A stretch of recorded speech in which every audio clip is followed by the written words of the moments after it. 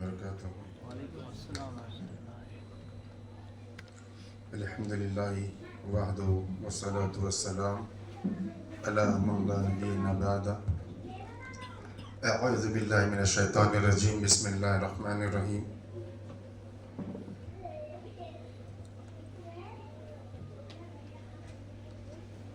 رب اشرح لی صدری ویسر لی امری واحلل عقدۃ من لسانی یفقہوا قولی. رب زدنی علما.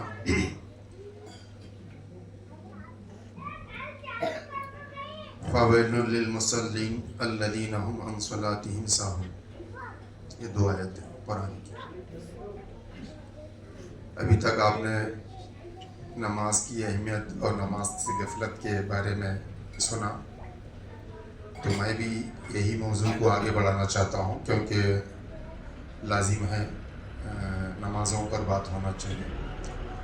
آدھے گھنٹے میں شیخ اتنی باتیں نہیں کہہ سکتے کیونکہ بڑا موضوع ہے یہ.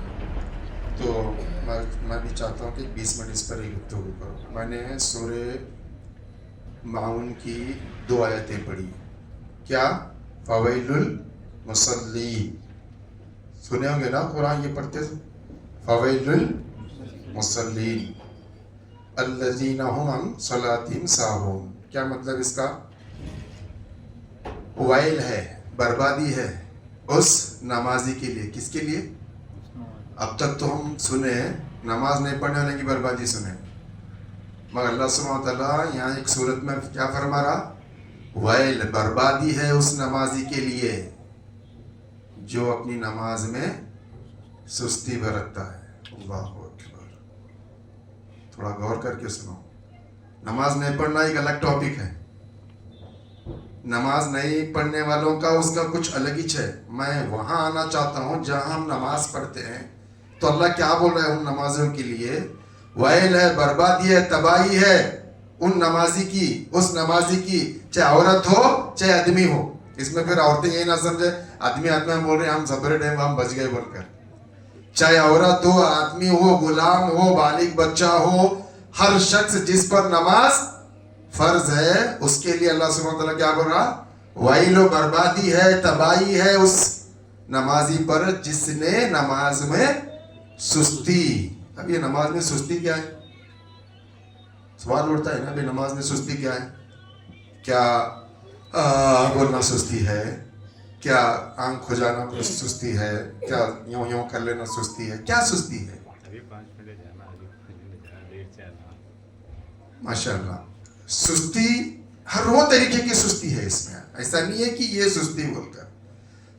نماز میں ٹھہر کر سر کا کھجانا بھی سستی میں ہے. نماز میں ٹھہر کر داڑھی میں ہاتھ کھیلنا، ادھر کھجانا، یہ بھی سستی ہے. یہ تو چھوٹی سستی ہے. ابھی ایک سستی وہ ہے جو انسان نماز کو یہ سمجھتا ہے کہ میں پڑھ لیا ہوں، جماعت سے ساتھ 2 پڑھے ایک بغیر جماعت کے پڑھے تو بھی چلتا. 3 رکعت جانے کے بعد آنا، درگاہ کٹے بیٹھ رہا یا نہیں تو کہیں تو بس اسٹاپ پہ بیٹھ رہا، باتیں کر رہا، 2 رکعت جاری 1 رکعت جاری. نماز کا حق یہ ہے کہ نماز کی جو تکبیر اولیٰ جس کو کہا جاتا ہے، جہاں سے تکبیر شروع ہوتی ہے اللہ اکبر، اس وقت موجود رہنا ہی نماز کا حق ہے. جس کسی نے بھی ایک تکبیر اولیٰ کو بھی چھوڑا تو صحابہ اکرام کے درمیان میں یہ بات مشہور تھی، جس نے بھی تکبیر اولیٰ کو چھوڑتا اگر ان کی اولاد ہوتی تو ان کو کہتے تو نے نماز کا حق ادا نہیں کیا. نماز کا حق ادا نہیں کیا تو نے. وہ تو اللہ کی رحمت ہے کہ تم کو جماعت کا ثواب دے رہا ہے، لیکن اس کے ساتھ اللہ اپنی دھمکی بھی دے رہا ہے اس کے لیے جو سستی کرتا ہے. وہ رحمت کس کے لیے ہے؟ شریعتاً اجرن ان کبھی آیا کہیں پھنس گیا، آنے میں دیر ہو رہی ہے، اس کے لیے رحمت ہے. وہ یہ روز روز کا جو ناٹک کرتے نا، چلتا ہے نماز میں جب بھی جا کے پڑھیں گے، 1 رکعت میں تو پورا ملا، 1 رکوع ملا تو سجدہ ملا تو رکوع ملا تو پوری رکعت ملی. یہ بحث میں گرنے والا مسئلہ نہیں ہے. یہ ان لوگوں کے لیے ہے جو کبھی کبھار شریعتاً عذرن کہیں جا کے پھنسے، آنے میں دیر ہوئی، ٹوائلٹ میں چلے گئے، کھانے میں دیر ہو گئی. عذر ایسا ہونا شریعت اس کو ماننا چاہیے. ایسے لوگوں کی بات کو اللہ رحمتاً ان کو جو ہے نا ثواب عطا کرتا. درگاہ گٹے میں بیٹھا ہوا ایک دوست کے ساتھ بات کرتے ہوئے، نماز ہوئی، اب جاؤں گا جب جاؤں گا 2 رکعت گئی. کیا ہے یہ سستی ہے، یہ قائلی ہے، یہ اللہ کے ساتھ مذاق ہے تمہارا. اور اللہ ایسے مقتدیوں کو، ایسے نمازیوں کو کہہ رہا ہے ویل ہے، بربادی ہے تیرے لیے تو نماز پڑھ کر لی. تو میرے بھائی، جیسا شیخ نے ابھی فرمایا، اسلام میں توحید کے بعد سب سے بڑا عبادت، سب سے بڑی عمل کیا ہے؟ نماز ہے. آج اسی توحید کے بعد اتنی بڑی جو ہمارے لیے اللہ نے دیا ہے، اس سے ہی پوری قوم غافل ہے. چاہے اہل حدیث ہو، چاہے سنی ہو، جتنے بھی فرقے میں بٹے ہوئے لوگ بھی ہوں گے، سب سے بڑی غفلت کہاں ہے؟ نماز میں ہے. کیوں؟ اس کی تم دیکھنا چاہتے فجر کی نماز میں آ کے دیکھو. کوئی مغرب کی نماز میں مشہور ہے، کوئی عصر کی نماز میں مشہور ہے، لیکن فجر کی نماز میں آ کے دیکھے تو بڑے بڑے عالمہ گل پا رہے ہیں. یہ تو چھوٹے موٹے پکڑو، عالمہ گل پا رہے ہیں جو علم والے ہیں. اس کی وجہ سستی، قائلی، اپنے عمل کو بہت بڑا سمجھ رہا ہوگا. شاید ہمارے پاس ایسا ہوتا ہے اکثر، 3 رکعت، اب 3 نماز پڑھے نا، 1 نہیں پڑھے تو کیا ہوتا ہے، میں بہت کر لیا ہوں. اللہ کے نبی صلی اللہ علیہ وسلم کا لفظ ہے، اے نبی صلی اللہ علیہ وسلم، اللہ کی عبادت کب تک کرو؟ جب تک تمہیں موت نہ آ جائے. تم کتنی بھی عبادت کر رہے ہوں گے، اللہ پر احسان نہیں کر رہے، اپنے آپ پر احسان کر رہے. نماز کے بارے میں پتا ہے؟ عصر کی نماز کے تعلق سے آتا ہے، خاص کر عصر کی نماز کی پابندی کرو. جو 5 وقت کی نماز ہے، بیچ کی نماز کہا گیا اس کو. مغرب عشاء ادھر لے لو، فجر ظہر ادھر لے لو، تو کون سی نماز ہے بیچ کی؟ عصر. عصر کی نماز کے لیے کہا گیا جس نے نماز عصر کو ترک کیا اس نے سارے عمل کو برباد کیا. پورے نمازہ نہیں، جس نے نماز عصر کو ترک کیا، چھوڑ دیا، اس نے اپنے سارے عمل کو برباد کر دیا. تو میرے بھائی، نماز انسان کو اسلام سے باندھ کے رکھتی ہے. میرا دعویٰ ہے، اگر کوئی یہ کہتا ہے کہ میں نماز نہیں پڑھتا مگر ایک اللہ کو مانتا ہوں، تقوی پر ہوں، ایمان والا ہوں، بول ہی نہیں سکتا. نماز شیطان کے وسوسوں سے اس کو محفوظ رکھتی ہے. نماز اس کے زندگی میں برکت رکھتی ہے. نماز اس کو بے حیائی سے روکتی ہے. نماز اس کو معاشرے میں عزت بخشتی ہے. نماز اس کو دنیا اور آخرت دونوں میں جو ہے نا عزت بخشتی ہے. اتنا بڑا تحفہ اللہ نے تمہیں دیا ہے، ہمیں دیا ہے. اللہ کی عبادت کے لیے فرشتے بہت ہیں. پتا ہے، ایک فرشتہ ایک مرتبہ سجدے میں جاتا ہے تو دوسری مرتبہ اس کو وہاں پر جگہ نہیں ملتی. آسمان کی جو آواز ہے، چرچراہٹ آتی، کہتے ہیں فرشتوں کی، وہ ان کی اتنی زیادہ تعداد کی وجہ سے. پوچھا گیا کیوں؟ تو سجدے میں ایک مرتبہ گیا تو اس کا سجدہ اٹھتا کب جاتا کب کچھ پتا نہیں. اللہ کی عبادت کے لیے بہت ساری مخلوق ہے. اسی میں اللہ سبحانہ وتعالیٰ سورہ ایک، اب سنو کہ انسانوں کا حال یہ ہے تو اللہ سبحانہ وتعالیٰ کیا فرما رہا ہے. کون سا سورہ ہے یہ؟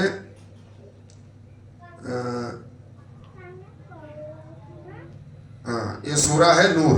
سورہ النور میں اللہ سبحانہ وتعالیٰ فرماتا ہے، اے انسان، کیا تو نے اتنا بھی نہیں دیکھا کہ جتنی مخلوقات سارے آسمان اور زمین میں ہیں.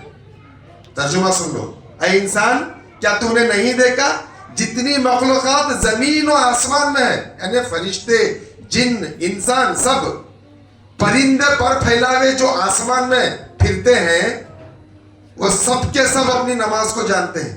یعنی کیا پتا چلا؟ تمام دنیا کی چرند پرند جس سے بھی اللہ مخلوقات کے طور پر پیدا کیا، وہ سب نماز پڑھتے ہیں اللہ کی. وہ سب اللہ کی نماز کا تسبیح کیسے کرنا جانتے ہیں، مگر ان کو حساب دینا نہیں ہے. اس کے باوجود بھی اللہ کی نماز ادا کر رہے ہیں، اس کے باوجود بھی اللہ کا ذکر کر رہے ہیں. حساب دینا کس کو ہے؟ جن اور انسان کو. اور یہ دونوں اس قدر غفلت میں ہے، اس قدر غفلت میں ہے کہ نماز بولے تو انسان کو کیسا لگتا یہ کوئی کرنے والوں کا، چند لوگوں کا کام ہے، ہمارا کام نہیں ہے. میرے بھائی، نماز چھوڑنا، توحید والا بھی اگر ہے، بڑا اپنے آپ کو جو ہے نا اللہ والا مانتا ہے، مگر نماز چھوڑتا ہے تو اللہ سبحانہ تعالیٰ جب جنت میں جنتوں کو داخل کرتا ہے، دو دوست آجو باجو تھے، ایک دوست جنت میں گیا نماز پڑھتا تھا، ایک دوست جہنم میں چلا گیا. وہ دوست اوپر سے سوال کرتا کہ اسے جہنم میں دیکھ کر، ارے تو ہمارے ساتھ رہتا تھا، ایسی کیا چیز تجھے جہنم نے ڈال دی؟ ان جو اس وقت بولیں گا ہم نماز نہیں پڑھتے تھے. زیادہ کچھ بھی نہیں بولیں گا، ہم نماز نہیں پڑھتے تھے. یہ تو دنیا اور آخرت کا مسئلہ ہے. کیا نماز دین میں دنیا میں فائدہ نہیں دیتی؟ آئیے ایک حدیث میں اللہ کے نبی صلی اللہ علیہ وسلم فرماتے ہیں، اے لوگوں جو نماز پڑھے ہو تم اپنی سنتوں کو بچا کے رکھو. کیا بچا کے رکھو؟ سنت نمازیں بچا کے رکھو، انہیں لے جا کر اپنے گھر میں پڑھو، اس کے ذریعے تمہارے گھروں میں ہم برکت دیتے ہیں. اللہ تعالیٰ برکت کی بات کر رہا. برکت وہ چیز ہے جس کے پاس آ گئی دنیا کی مشکل ختم ہو گئی. کیا بول رہا اللہ کے نبی کیا فرما رہے ہیں؟ اے لوگوں تم اپنی فرض نمازوں کے بعد جب مسجد میں تم بیٹھو تو اپنی 2 رکعت 4 رکعت جو سنت باقی رہتی ہے تم گھروں میں جا کر پڑھو ان کو، تاکہ اس کے ذریعے ہم آپ کو برکت دیں. گھر میں عورتیں پڑھتی نا بھائی، گھر میں عورتیں پڑھتی، پھر بھی اللہ کے نبی صلی اللہ علیہ وسلم یہ نہیں بولے گھر میں عورتیں پڑھ رہے. مردوں سے کہا گیا تاکہ وہ افضلیت بتانا ہے نماز کی. سنت کو گھروں میں پڑھنا افضل ہے، اس کو لے جا کر اپنے گھر میں پڑھیں گے تو اللہ کے نبی صلی اللہ علیہ وسلم کا وعدہ ہے کہ وہ برکت بنے گی تمہارے لیے. اب بہت ساری عورتیں نماز الگ طریقے سے پڑھتی ہیں جن کو معلوم نہیں ہے. بہت ساری عورتیں اپنے کونیاں زمین پر لگا دیتی ہیں، پہلو بچھا دیتی ہیں پوری طرح، یعنی ان کو ایک پٹی پڑھایا گیا ہے کہ عورتوں کی نماز اور مردوں کی نماز میں فرق ہے. میں آج واضح کر دینا چاہتا ہوں کہ عورتیں اور مرد کی نماز میں کوئی فرق نہیں ہے. اب دلیل کیا ہے بھائی اس کی؟ بات تو دلیل پہ ہونا چاہیے، میں بھی بولو یا کوئی بھی بولو، بات دلیل سے ہونا چاہیے کہ کیا مرد اور عورتوں کی نماز میں فرق ہے. اللہ کے نبی صلی اللہ علیہ وسلم فرماتے ہیں، بخاری کی حدیث ہے، کچھ نوجوان آپ صلی اللہ علیہ وسلم کے پاس دین کا طریقہ سیکھنے کے لیے آئے اور 15-20 دن رہ کر نماز وضو تمام چیزیں سیکھ لیے.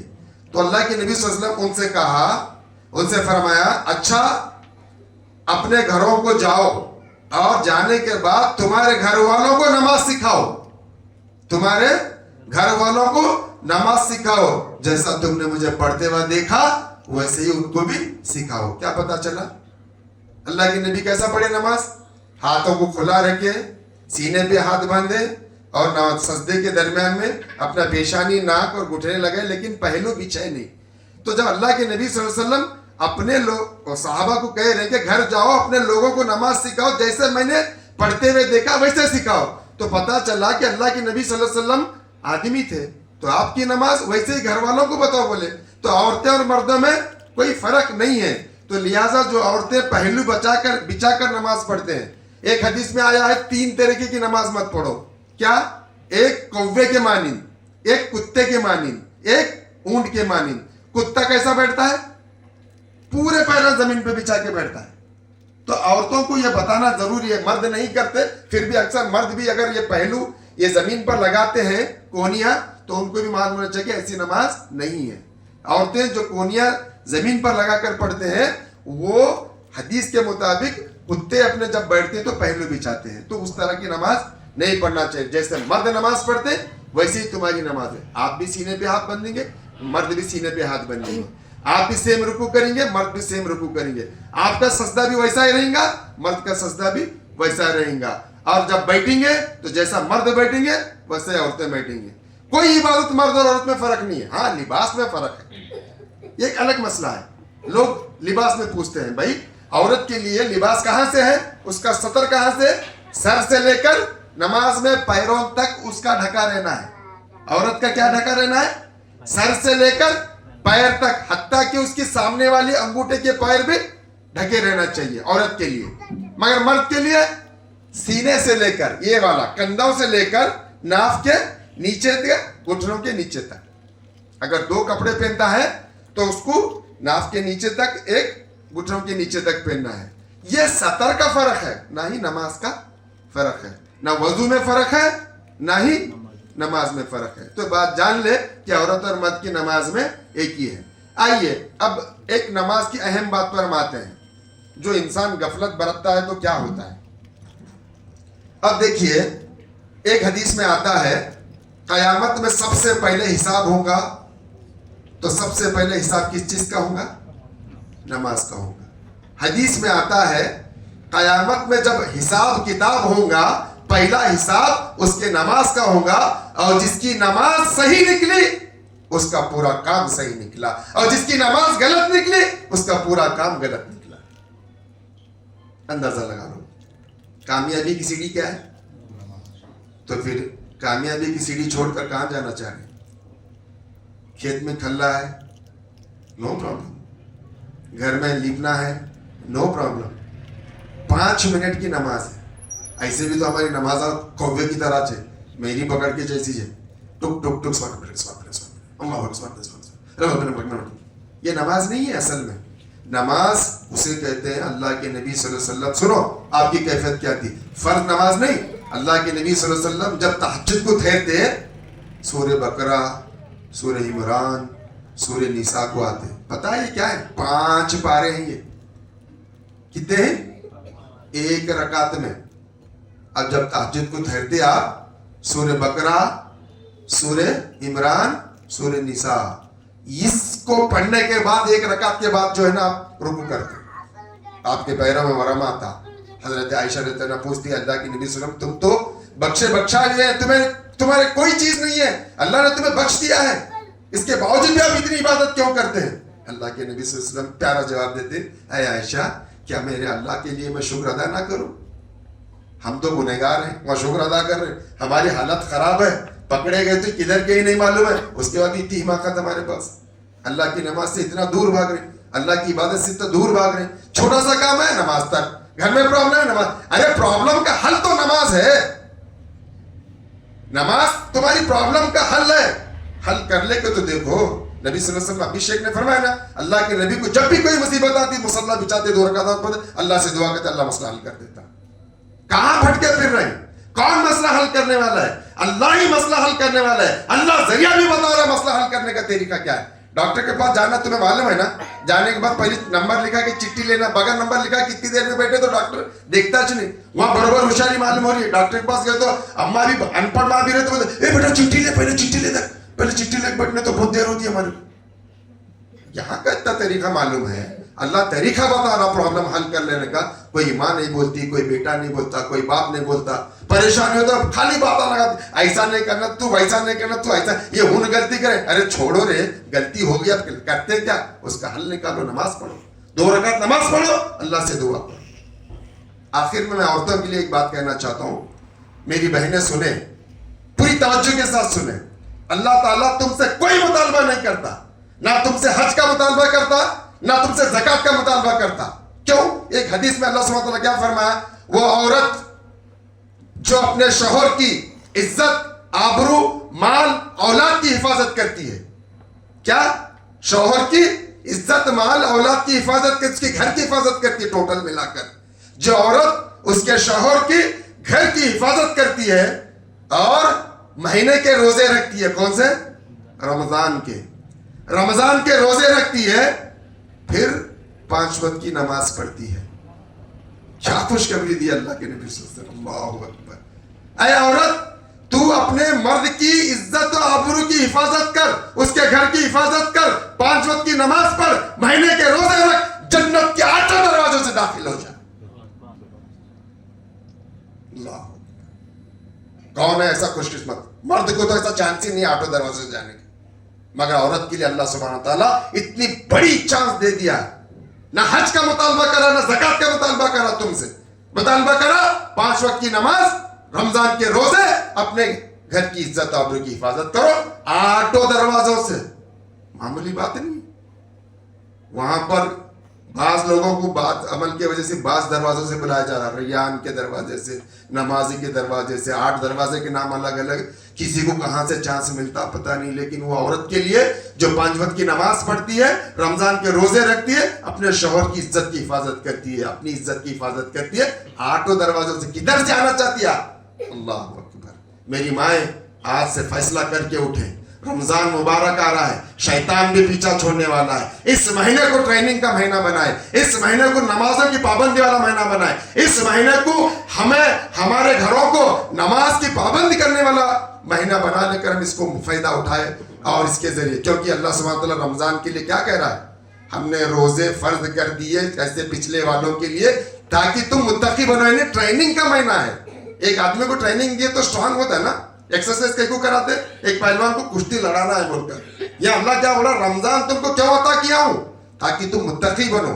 एक महीना तुम्हारे से शैतानों को दूर किया जाता, तुम्हारे लिए जो है ना रहमत के खजाने खोल जाते हैं, तुम्हारे लिए मगफिरत के दरवाजे खोल दिए जाते हैं. इस महीने को पाने के बाद जो कुछ भी तुम करे हो दुआ करो, अल्लाह रमजान में हमने जो कुछ किया आने वाली जिंदगी में हमको इसकी अदा करने की तौफीक दे बोलकर. तो इस महीने का फायदा उठाओ. खासकर माएँ जब नमाजी बनेंगे तो बच्चे भी नमाजी बनेंगे. जब फजर में माँ उठा के बेचेंगी तो बच्चा माँ की बात बहुत जल्दी सुनता है.